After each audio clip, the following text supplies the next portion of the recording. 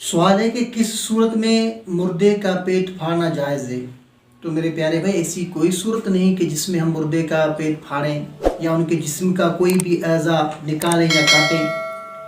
اگر حاملہ عورت ہے جس کے پیٹ کے اندر بچہ زندہ ہے اور اس عورت کا انتقال ہو چکا ہے، وہ مر چکی ہے، تو اس بچے کو بچانے کے لیے اس عورت کا پیٹ چیر کر بچہ نکالنا جائز ہے۔ سوال ہے کہ جبکہ مسلمان اور کافر مردہ کو نہ پہچان سکے تو ان کو دفن کہاں کیا جائے؟